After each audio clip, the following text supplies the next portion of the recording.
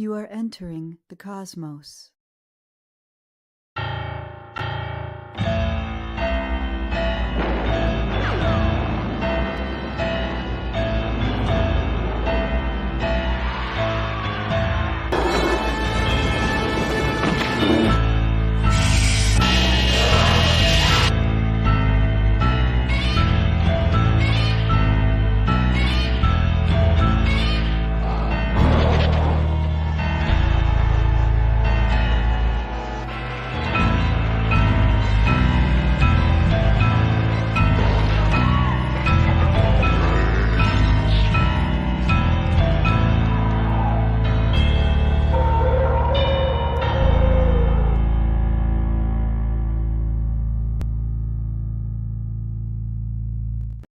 Welcome, cadets. This is General Lemuel T. Howitzer, retired.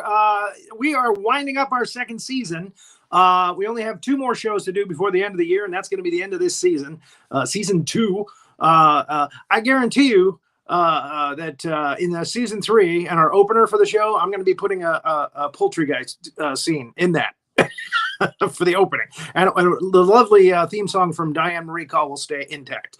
Let me bring up my able-bodied assistant, Major Millie Hazzard. Hello, everybody. Special assignment. We have 2 wonderful guests. Of course, we have our zombie expert, Julio Morales. Jules is here with us, but we also have the star from the movie. How often does that happen? How often does that happen? Yeah, the only other time that happened was when we did the Green Slime. We got Linda Miller on the show. That was fun. That's true.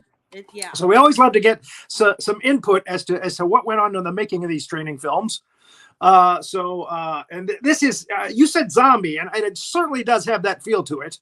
And yet there's some elements of ghosts. There's some they're really kind of mutant chickens, is what they are. Yeah, this is a little more complicated. There's some details here which we'll get into with the timeline. They're not exactly zombies.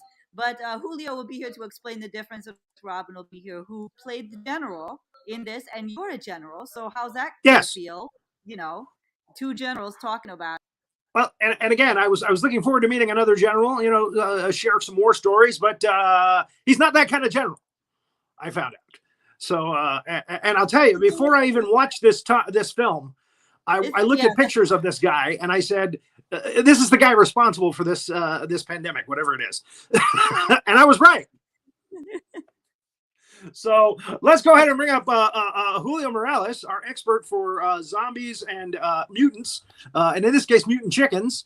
And go ahead and bring up Robin, if you like. Yes, Robin L. Watkins is the name of the man who played the General Lee, right? General Lee, yeah, that's true. That was his last name. Leroy. Yeah, that's true. General Leroy. Julio recommended this training film to me. And again, it's been a long time since I've seen a Troma training film. I saw The Toxic Avenger many years ago. Many years ago. That was one of Troma's early hits. And it was pretty over the top. But this thing, oh my God, this is so over the top, absurdist. Wow. It's really out there. And you got to be a part of that. Yes, I did. And the one thing that kept going through my mind, other than chicken parts while I was watching this, was they must have had a fun time making this film. They must have had a blast making this training film. Oh, yeah, definitely. It was a lot of fun, even though Lloyd will say that he puts all of his people through hell, but it was fun. We all stayed at a church in Buffalo. It was it was the hottest summer on record at the time. I don't know, it's probably past that by now, but so doing the parking lot scene was extremely hot. You were out in the parking lot for quite a while in that film too. Yes, we were. The first musical number was out in the parking lot. Yes, it was. But it's a musical. It is a musical. It's a musical comedy horror. So we don't get too many musicals on this show. So, and Lloyd Kaufman, you mentioned Uncle Lloyd, as he likes to call himself. He's the big producer. Him and there's one other guy, Mike. Michael Hertz. Last name. Michael Hertz. Hertz. That's what I thought it was. Michael Hertz is the other producer. They are the ones that are really in charge of Troma films and what they make. And Kaufman is actually the director of this one. Yes, he is. And he's also in the movie. Yes, he is. He plays the older Arby, as he calls it. They have the same tattoo on their rear end, which we see. There's nudity in this film. By the way, on this show, we do spoilers. We do a timeline from beginning of the movie to the end. We're kind of like the Cliff Notes of horror movies, and we do it in an hour. And also, if the movie has a lot of graphic content in it, we're going to show it. So this is not for kids, folks. This show is definitely not for kids, especially this one. There was a lot of nudity in this movie, which I censored. There is a lot of gore in this movie. This is a very graphic, gory movie in its scenes, which we're going to go through. So there's a lot of that stuff in here. We're going to see a lot of that nasty stuff. And it went way over the top. Okay, let's get started with our timeline. And if you remember any interesting stories about when this was made, Julio will also tell us historical facts about this film and how it was made. He knows all that stuff. Just chime in. Okay. Yep. All right.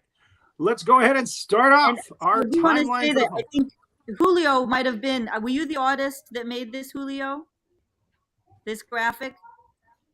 Yes, I was. Julio well, thank you for that. I wanted him to get credit. This was Julio's work right here. It's absolutely wonderful. I'm glad you did. Thank you so much. Well, I mean, you can tell that I made it because it says "what" on the bottom. That's a signature of Julio line. What? It is. And he's got an evil clown over his shoulder. This is a Troma team release. I think Julio was telling me the other night that this film was actually made after a Troma disaster. Weren't you telling me about that, Julio? It was made after Tales from the Crapper. And yes. You were talking about how this one's way more out there than Toxic Avenger. Toxic Avenger was 1984. Right. This in the late 90s, early 2000s, they did reach a totally different level of making films where most people were kind of toning down what they were doing in movies. Lloyd did not do that. He upped the ante, and you could see it in Terror Firmer. Tales from the Crapper was the same, but it wasn't very good.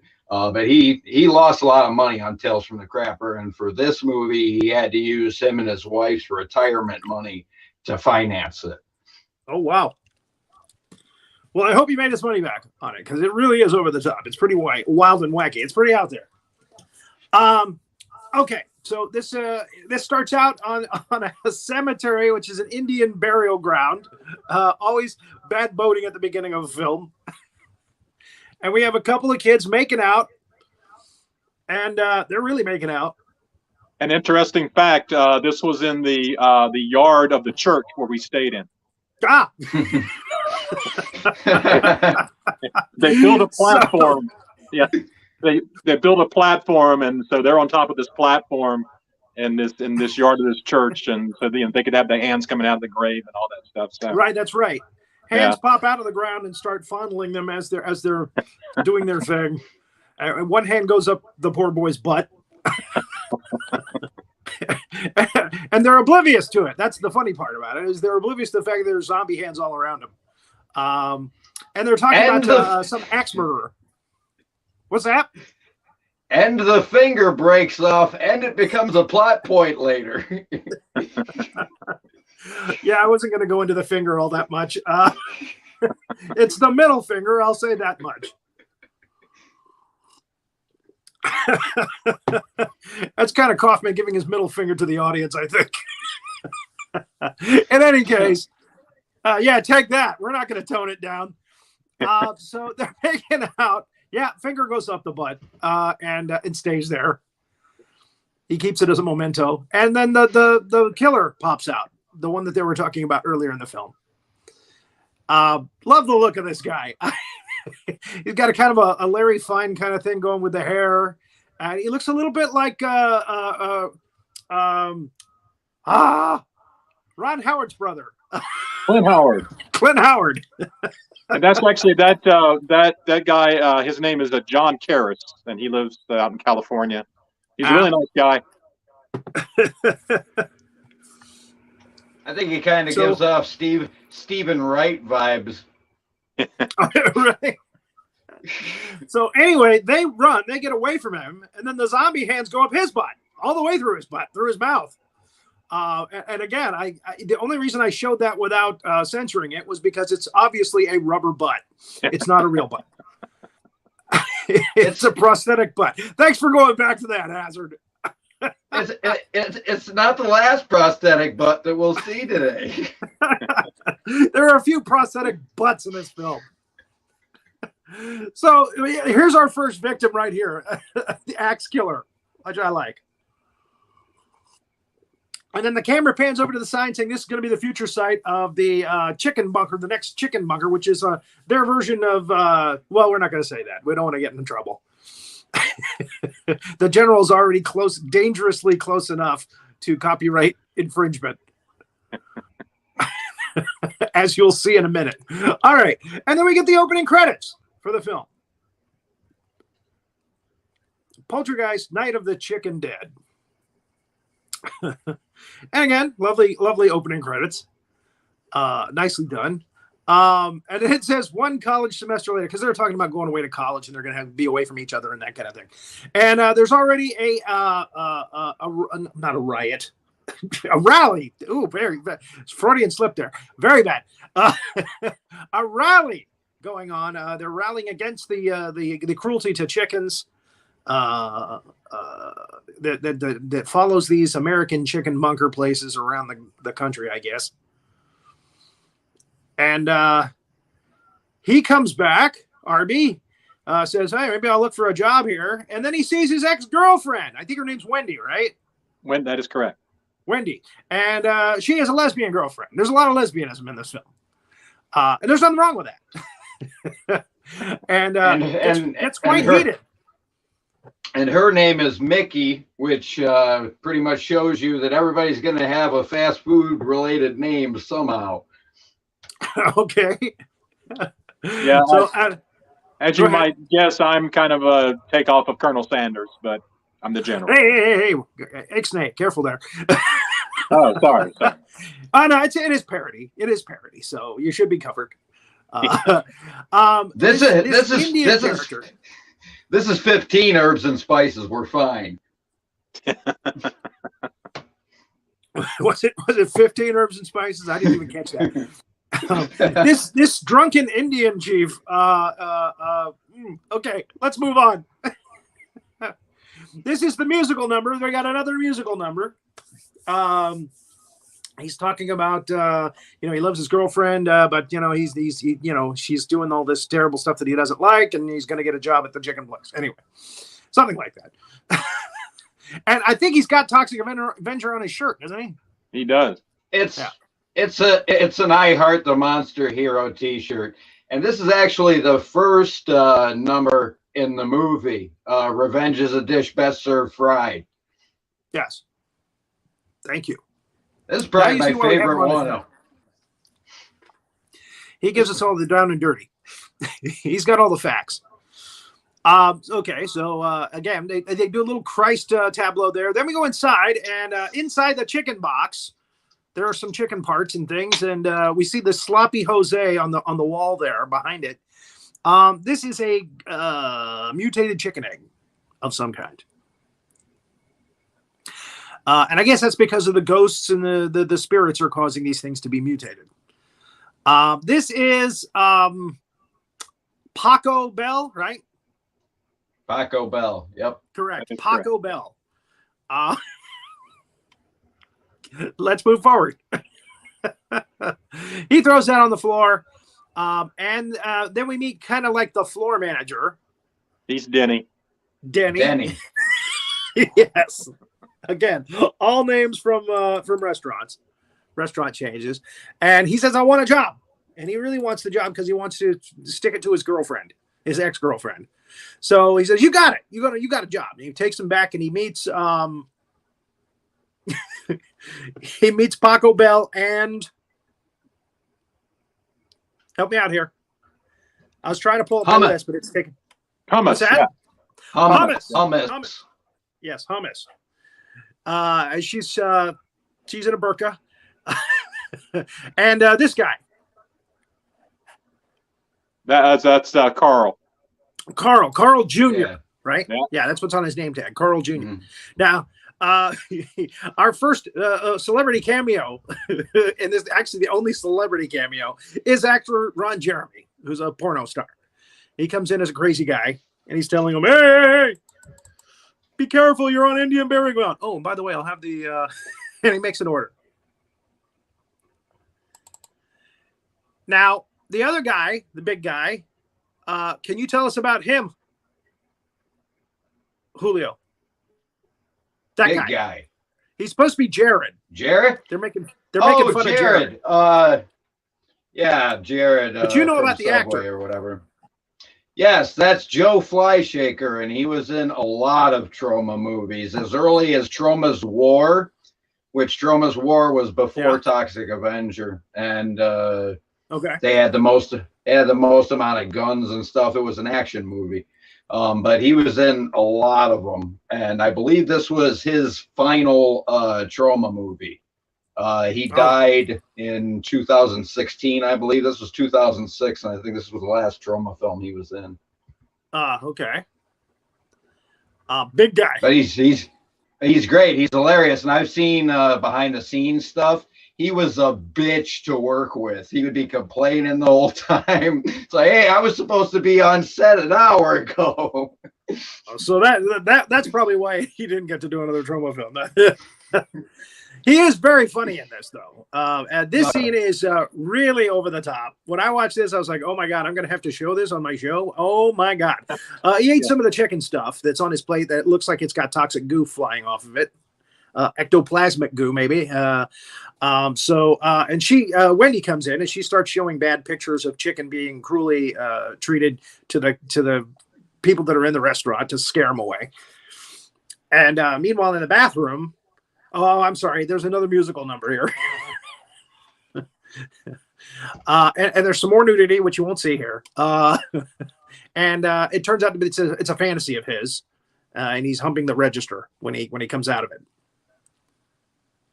Okay, so this is already censored, but you can pretty much get the gist of it. Yeah, this is one scene that I really can't even watch. It's painful. It's painful to watch. Yes, and I mean he makes a huge mess, like a cannon mess, in there, and he comes out. Now I think Julio was telling me this was homage to Hellraiser. Frank from Hellraiser, supposedly. Supposedly. I didn't get that reference when I watched it. I was still thinking about what happened 2 seconds earlier. But once I read it, I was like, you know what? He almost does look exactly like Frank in the original Hellraiser. First time I've heard that. That's very interesting. Totally wasted because of what you just saw.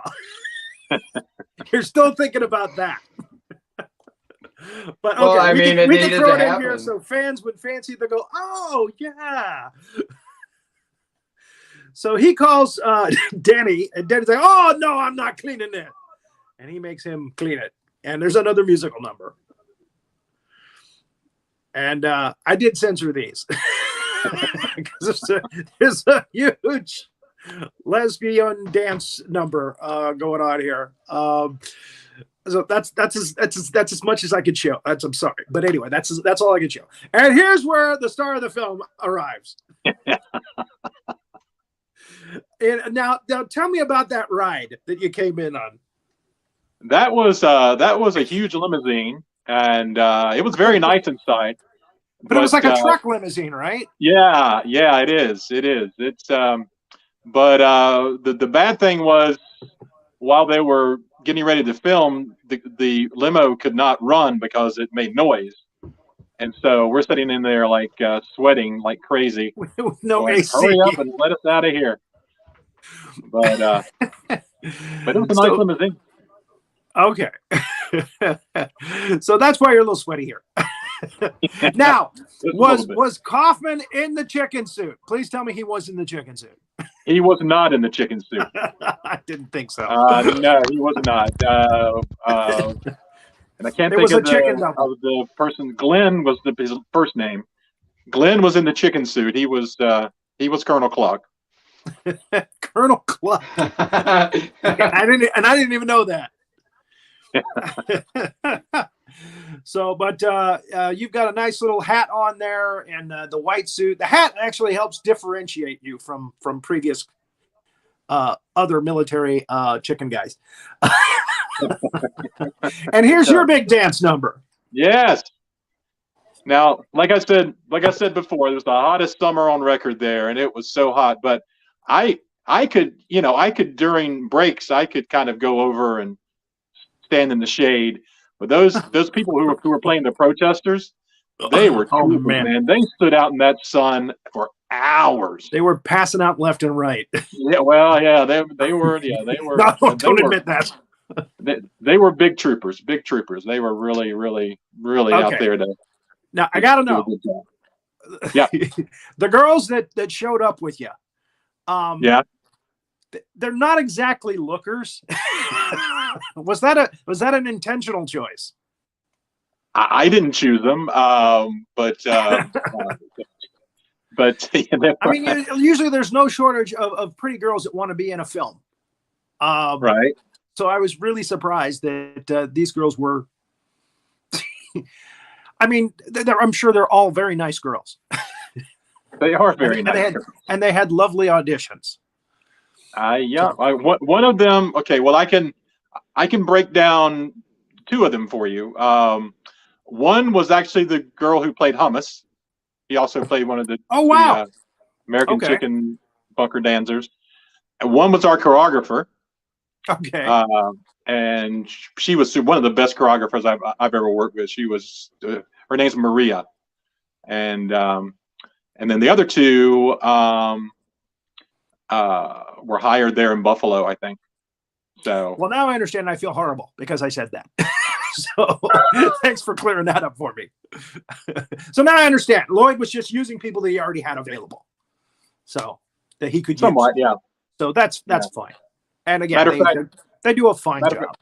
Yeah, matter of fact, one of the blonde chicken dancer, she actually ended up marrying the guy who was playing Colonel Cluck. He proposed to her during the filming of this movie. Oh, look at that. That's awesome. Okay. So we can cut that out later. We'll trim that. I feel horrible now. Okay. So Hummus doing double duty now. She's taking bodies out to the trash out back while this is going on. Paco Bell is grinding up chicken heads and chicken feet for the sloppy Jose's. And he decides to put some of his own special sauce into the mix. This is actually a stolen bit from an earlier film. I can't remember which one it was. It is a porno film where Jerry Butler puts special sauce on a sandwich for a customer that's complaining. Anyway, so there he is. I mean, that's a face that you know what's going on down below. And then Colonel Cluck shows up. He scares Arby, who has poo-poo all over his mop handle, and then he gets it all over his face. And it turns out to be Lloyd Kaufman, the director, who is actually Arby in another life, from another dimension, from the multiverse. Yeah, see, way before Marvel did. Okay, now, is that Kaufman's butt? With the tattoo on it, is that really Kaufman's butt? Yes. Yeah, Lloyd is not afraid to drop the drawers. to drop trout. I was going to say. Okay, so the chicken from the little egg on the floor breaks out of the egg, and he pushes somehow, as small as it is, he ends up pushing Taco Bell into the grinder. And, it gets blood all over hummus. You show up with Denny in the back kitchen. And, automatically it looks like she killed him. Right. So, oopsie. And that was one of the slipperiest floors. They kept telling me, "Do not fall down. We only have 2 suits, so don't hit the ground. Whatever you do, don't slip." Oh man! Then there's a musical number with Arby and older Arby. Lloyd gets his own musical number.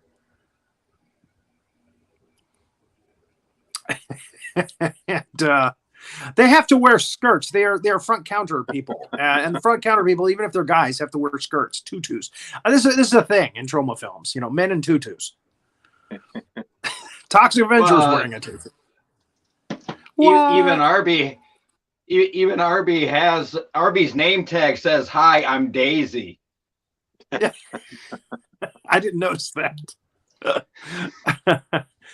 So the press are about to come in, and the walls are all bloody. The Padre is there. He asks his sandwich, something's wrong with the sandwich. He asks for another one. So Arby runs back to the kitchen, makes another sandwich, and immediately, boom, it comes back as the ghost of Taco Bell.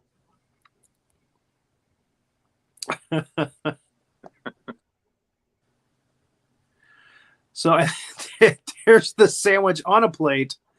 I'm not sure. He comes back at the end of the film. I'm not sure if he's on a plate. We'll have to see that if he is or not. But it's a puppet, and it's cute, and it's got olives for eyes. And then you come in with the press, and you're showing them around, and I can't remember your exact line, but something to the effect that blood on the wall is a type of wallpaper. Yeah, right. Look at my new wallpaper. Don't you like my massacre and wallpaper? That's right. Yeah. I thought that was the best line in the film.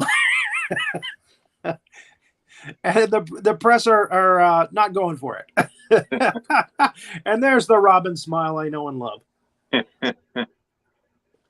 I was introduced to Robin by Rory Penland, who Robin worked with at a few attractions in Orlando when he was down here in Florida.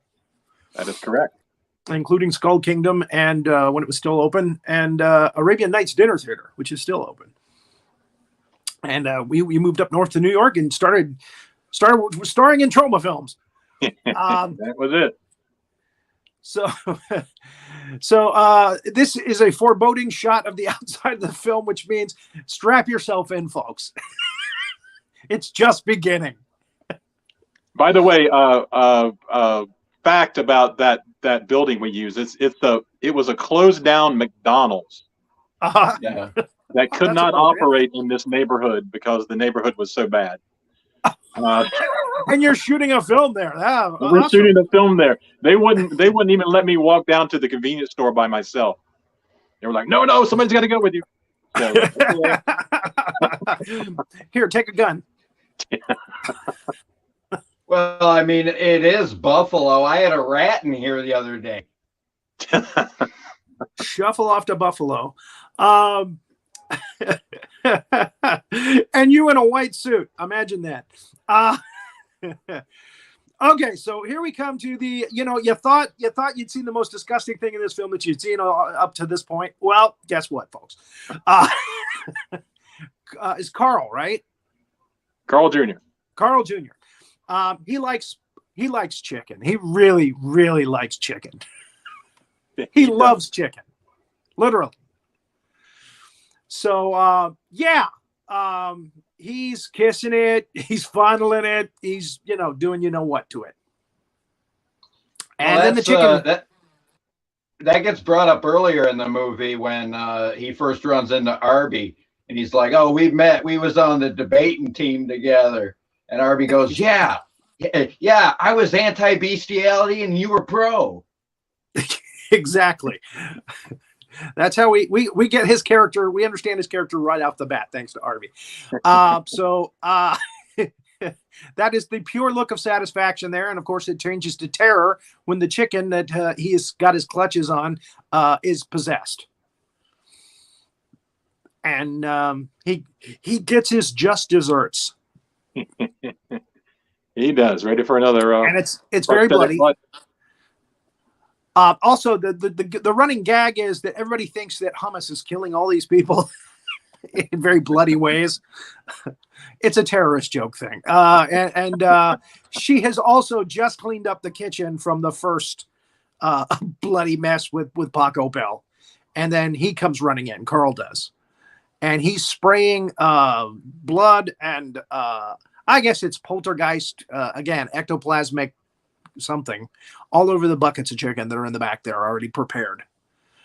Why they have them out sitting out like that, I don't know. But anyway, it makes for an interesting film. So the sign says wet floor, and he comes in and there's blood all over the place again. And she's, and again, there he is spraying everything. And she's pushing at him with a mop handle, and the mop handle goes into his rear end and all the way through. And we can't really show that. Okay.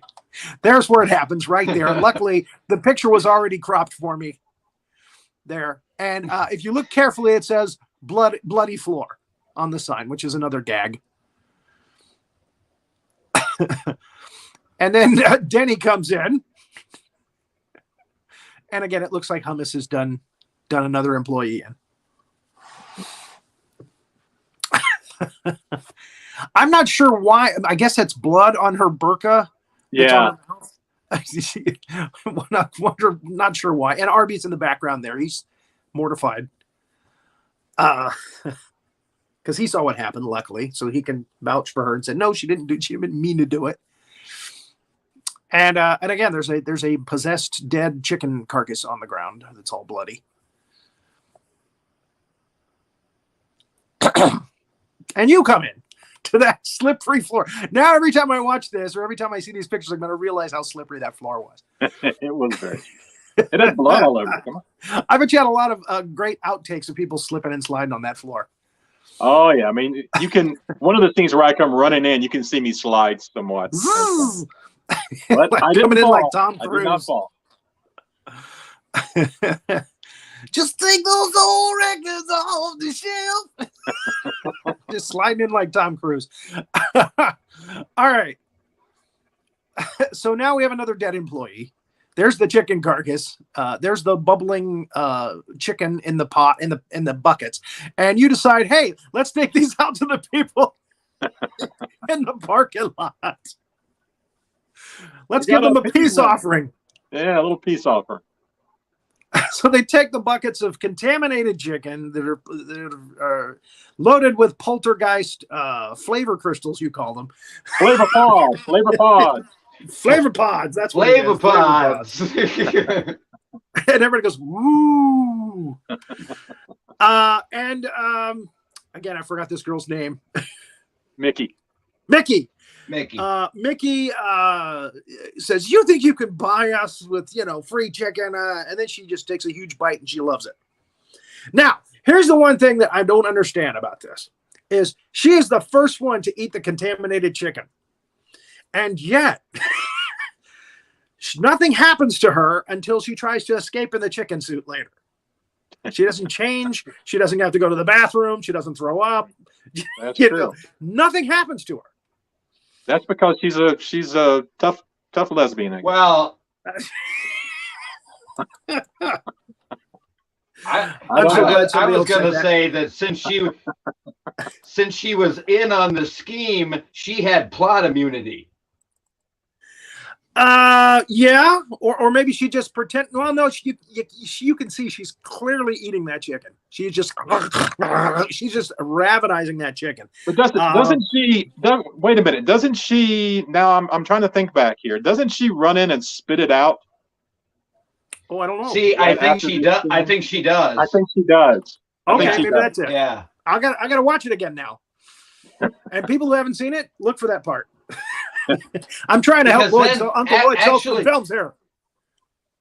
Because then actually, I think she winds up getting bit, and that's how she turns. Right. She runs into the like a zombie would. Well, again, we'll get to that part in a little while. And this is the mom and pop who are dressed like American Gothic. Right. Whose their chicken place went out of business because you guys opened up, and that's they pop back in and out of the film from time to time. So everybody out in the parking lot is now eating the chicken, even the kids, which I love the scene where the kids are eating the chicken, because they're all going to change into mutant zombie-like chickens. And they've all bought into it. You've won, basically. And again, this is how the real problem starts. So now they're all buying up the chicken. You've turned the disaster into a win. Everybody leaves Wendy behind, including the kid in the wheelchair. Wendy goes inside and she goes up to the manager's office and she's listening through the door, and she finds out that Mickey actually is working with you. That is correct. And has double crossed the whole group for the sake of money. And in one point, Mickey goes, "You are so naive." And here comes your finest moment right here coming up. Yeah. This is you on the desk in a baby outfit with a diaper on, getting powdered by Mickey. And then Wendy walks in and catches you. And yes, this will go down in history. Well, they wanted to do many guys got this fantasy from this. I know they did. Other guys are doing this now. They wanted to do like a 9.5 weeks type thing where we're eating food off each other's body, and then they thought it would be funnier to do the diaper, to do the baby, the human baby. Yeah. By the way, you changing your clothes lightning fast in this scene. She has like 2 or 3 lines, and boom, you're already dressed with your tie already done. That was a gag. That was a gag. That's amazing. I forgot to take the baby bonnet off. Of course. So, yes. And then Denny comes in. That's what she says. "You are so naive." And then Denny comes in and says, "You all got to come out here and say this." And I don't know why I sounded like Don Knotts when I said that, but there it is. So you run out, you take the baby bonnet, and everybody's throwing up green spew. By the way, that chest shot was the choreographer as well. That's her. Okay. So, just so you know. The choreographer. She's the one in the pink bikini. Yeah. She got spit. So Wendy puts you on the spot and says, "Well, hey, if this is so great, why don't you eat some of it?"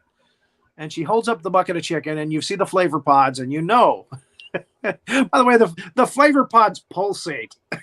They do. It was very interesting. They had that was real chicken, of course, but they put like marshmallows in it, and then they had another one that they used for close-ups that had like a tube running up to do the little pulsating stuff on the chicken.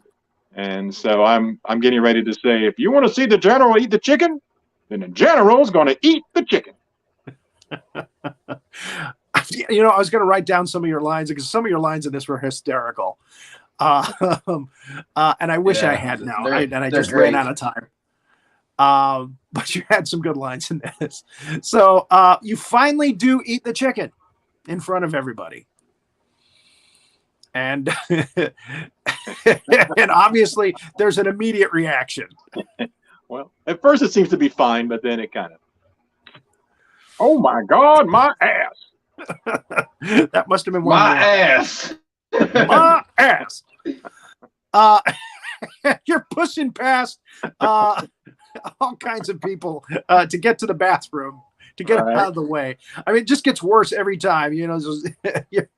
You're pushing grannies out of the way. You're pushing, guys with, and then this guy is in the bathroom on the toilet, and he's out of there. You got to get him out of there. He looks familiar too for some reason, but anyway. So you've already been spewed on. Somebody threw up on you on the way in. So you've already started to get green stuff on your white suit, and you have an egg, and luckily that shot is very closely cropped. You just see a little bit of that orange, and you've given birth to a zombie mutant chicken. That is correct. And it comes at you. Yeah, this is one of my favorite scenes. I love this little fight. This is your finest moment right here. Yeah. This is your finest moment right here. If Andy Warhol says you get 15 minutes of fame, right here. This is it. You're biting the head off a mutant chicken. Who gets to say they get to do that? I had one take on that too, because there was no going back. So Uncle Lloyd came to you and said, you got to get this done in one take, right? One take, and you got 2 suits and the other one's in the cleaners, so you got to get this done in one take.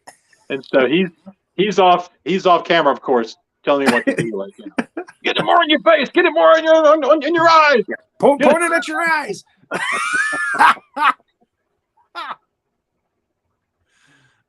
So that's just nasty. So Arby and Wendy are back together again, because Mickey has now been outed as being an opportunist, and but that doesn't last very long, does it? Because here comes Carl Jr., who is now mutated into a mutant chicken, his dead corpse. Yep. And this is censored because the pole that's coming out of the front of his pants gets stuck in a door there. So he can't get too close, which is a funny bit, but I had to censor it here, just in case kids come in, and I hope not. But there it is.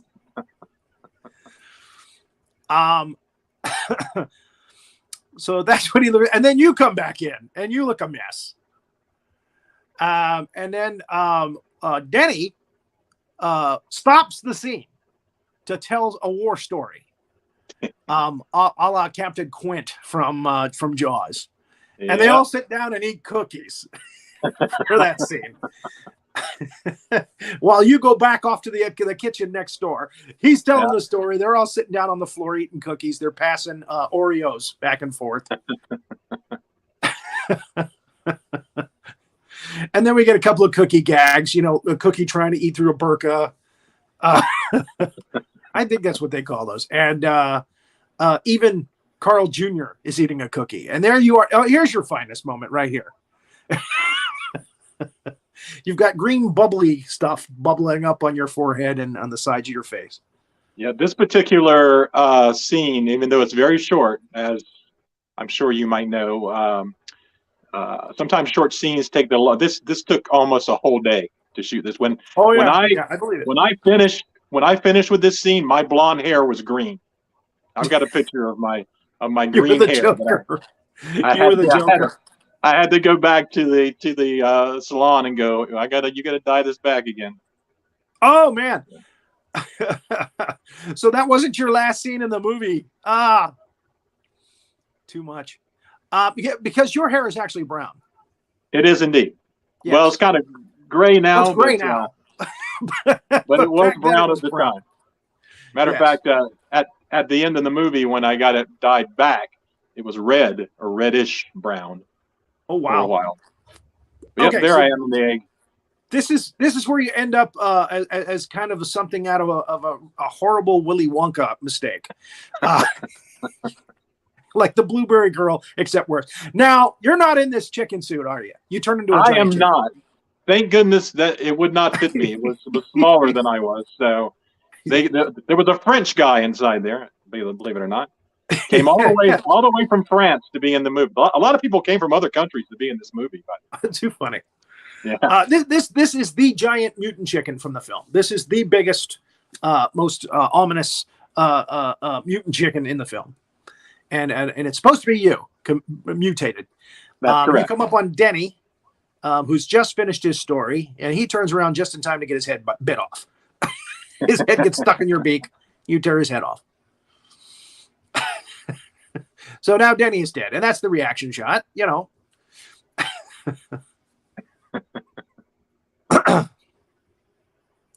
And here's where all hell breaks loose. Okay, we go out into the front, and everybody's turned into mutant chickens. And here's a guy getting his arms and legs ripped off by the staff at the counter. This is the woman from the mom and pop store. She rips a woman's face off, saying, "Oh, I love the skin. I know it's fat. It's got so much fat in it, but I love it." So again, this is all done in good fun, folks. It's They're really over the top. Really They're over just the top. showing humans what it's like to be a chicken. Well, there you go.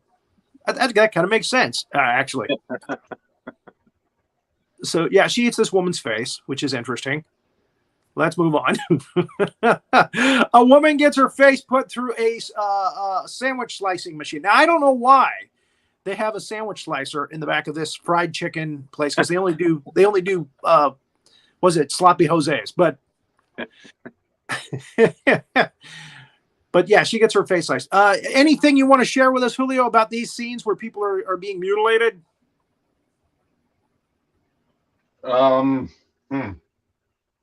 It's I mean, I think this is the best build up in the film. Yeah.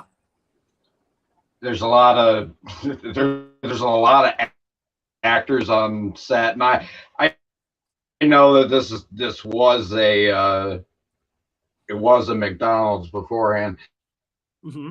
The thing about those floors is that it doesn't matter whether there's anything on them or not. There's special shoes and everything, so you don't bust your ass. So in order to orchestrate all of these scenes, oh God, well, I didn't. I'm like, what? $39.95? You kidding me? I don't think so. But that's a wonder how they were able to choreograph all of these people in this restaurant, you know, in a fashion that worked, because it shouldn't. That's the person getting their face deep fried. They put it in a deep fried vat, and that's the pull up on the right there, where they pull the face up, and the guy's faces, or it might be a lady, gets her face deep fried. And again, there's feathers all over the people that are doing this to the people. They're mutated into chicken people via the ghosts from the and this is a woman getting her breast implants pulled out. And that's Purple Pam, by the way, if you've ever heard of her. She's a singer. Oh, I did not know that. This is a man who has eggs coming out of his chest, and then the eggs hatch. Why? Go ahead, Julio. Random. No, that's a funny part. Right? He's got those egg tits. It's messed up. This whole movie's fucked up. Out of the mouths of Jules. Come Jules. Obviously, it's not looking good for our cast, for our heroes, and Mickey. I don't know why Mickey is lumped in with the heroes at the end of the film, because he's just... but anyway, so yeah, the chicken people are advancing. They're moving forward. And this definitely looks like a Troma crew. Right here. This is right off the back of a Troma DVD case. This shot. I gotta go back and find a copy of Redneck Zombies, because that's another Troma film that's kind of like this. And guess who saves the day? Old Lloyd shows up out of nowhere, or old Arby shows up out of nowhere. And he shoots the general chicken, the big one. Blows him away. But unfortunately, Denny's now sprouted a chicken head, and he takes off his nose. Arby's nose. So they know where the guns are now, so Arby kills Denny. Blows him away. And look at the look on Wendy's face there. That's my man.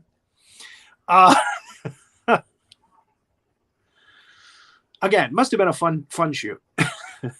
Outside's not looking good. There's lots more chicken people outside waiting to get in. But it's okay, because Wendy solves the problem. Or at least staves it off for a little bit. By putting the we're closed sign on the front window. And it works. They all move away. They all start walking the other direction. This woman shows up out of nowhere to tell them that her daughter, is somewhere in the building, and they need to find her. And Mickey decides she's going to take the chicken suit and try to escape by posing as a chicken, the chicken people. And she runs into the chief, the reservation chief. So he's not going to let that happen. So he feeds her to the chicken people.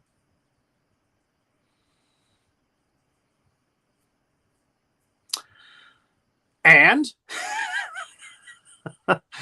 all of a sudden, Carl Jr. shows up again. And he's shot very quickly. You can shoot him. And they give him some alcohol to find out that alcohol actually hurts the mutant chicken people. because I should not say this. Because alcohol has always been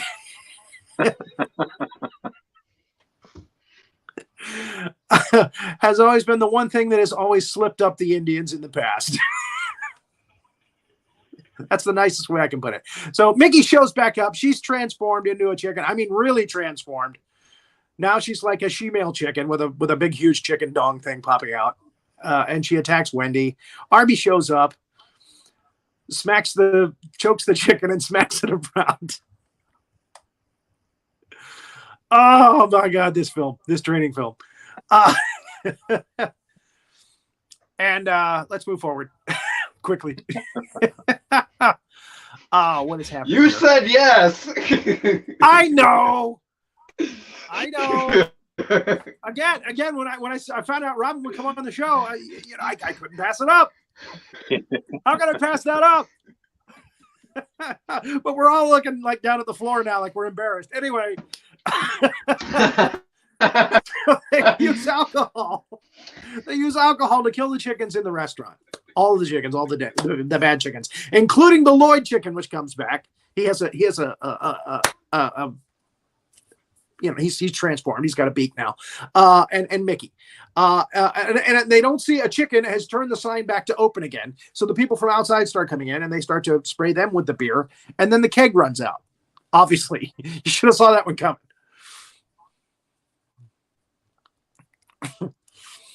So, again, it looks bad for our crew that's left. They're coming over the counter now. And they go to the way back to the back of the store. I guess it's a meat locker, or storage place where they put food. And they find the little girl. The mother's been killed, by the way. She's been decapitated already. As a matter of fact, there's a bit where Arby throws the head of the mother to the kid, which is traumatizing, of course. Why would you do that? And there is a part in here that I skipped over for time's sake, because we only can do like 150, 160 slides in the timeline. Otherwise, we're going to go over time. So Hummus takes some steroids and she blows up. And then she comes back later and they're like, how did you survive? We thought you died. She's like, I can't explain now. And that's it. That's all you get. So she's back and they do another musical number. We skipped over a couple of musical numbers too. And you come back. The General Chicken. Yeah. But you blow up. And they're like, why did you blow up? And it turns out that it's because you ate Paco Bell earlier in the film. And one of my favorite parts of the movie, Hummus takes off her burqa to reveal this blonde Raquel Welch-ish kind of supermodel underneath. And she's got a plastic explosives strapped around her ass. And they go out of their way to show that. And she says, I'll save you all. I'll give myself up. I'll blow up the place. You get away. And you get away. You and the kid and Wendy escape, and the chicken place blows up. So end of everything. Everything's blown up, right? Nope. Driving in the car. You're driving in the Indian Chief's car, by the way. I'm not. The little girl. No, not you, but but the heroes. The little girl has an egg with green slime on it, and of course they all freak out, and the car wrecks, and it's a happy ending. Interesting fact about the wrecking car here. Yes. If you look at it, it's stock most footage, Troma films, that is in almost every Troma film. It's stock footage of some kind. Apparently Lloyd paid, I don't know how much money to get that scene, and he said, I'm getting my money's worth. And he's put it in just about every film. So he has to find a car to match that every time he does a Troma film. That's funny. Whether it matches or not, he doesn't care. He's gonna use it. The very first one it was in was Sergeant Kabuki Man. Oh, was it? Sergeant Kabuki NYPD. Man. Yeah. Okay, so we've got a few minutes. But it's been it's been a lot of them since.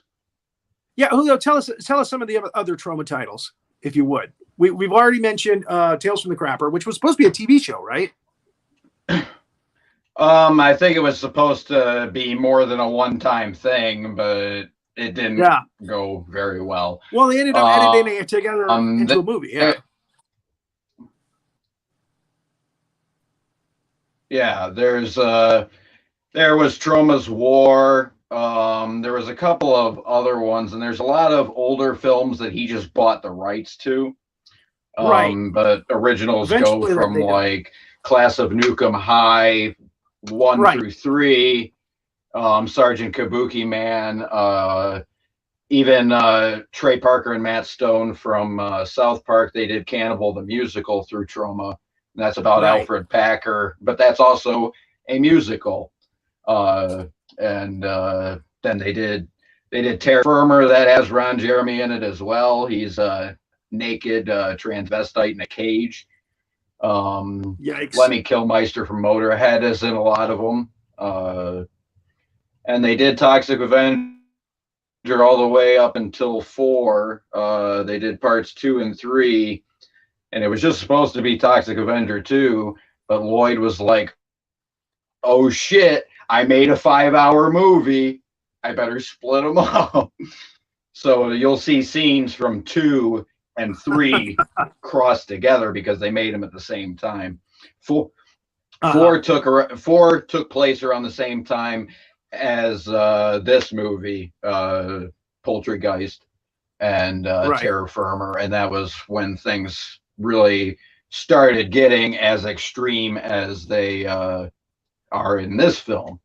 And I think he's better for it. I mean, you know, you can only censor yourself so much before you're just taking away from whatever art form you create, in my opinion. Robin, any parting words? We've actually gone an hour. Anything else that you can remember from the making of this film that you want to share with us? Not really. I think we hit just about everything. Good. You know, yeah, it was interesting. It was a lot of fun, and met some really good people. Actually, I got more movies from being in this movie, so that was good. Sure. Yeah. So again, your character was very memorable. Well, thanks. It was a lot of fun. Well, great. Well, you're still up in New York area, right? And no, I'm no longer in New York. Oh, I'm sorry. No, that's all right. I thought you were. No. Lived in New York for 12 years and moved to California for 3 and came back to my home state of North Carolina. So I'm in North Carolina. Okay. Well, there's things happening there, the triangle area there. There are. So, but Julio is still up there, and I saw a video of Uncle Lloyd on the street in New York from like a month ago, saying that they're looking for people to work with. So you might want to contact them. They're always looking for people. You know your Troma stuff. I tried to get to New York City when they were making Terra Firma. I didn't make the cut though. Nope. Well, again, contact them. You never know. Maybe you can work with them. They're paying for people to be kind of like set people, like crew, right, for stuff, and writers and executives and stuff like that. And he's offering $500 a week. So if you want to be in that business and make minimum wage,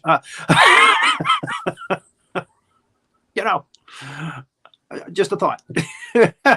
Well, thank you guys for coming on the show and being part of. Thank you, General. Living Room. And again, we'll have to have you on again real soon and talk monsters, zombies, mutants, and such. Thank you so much, Robin, for coming on and giving us some insight into the making of this legendary film. And Julio, always a joy to have you on the show talking zombies, mutants, etc.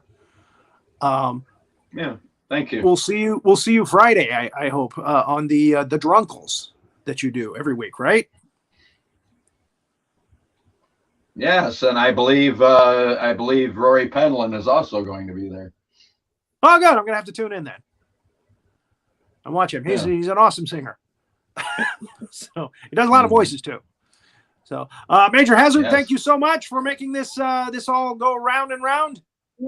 Thank you. I learned a lot. Thank you, Robin, for being here. Jules, I learned a Thank lot you. as Great well. meeting all of you. All right. Keep an eye out for those big monsters, folks.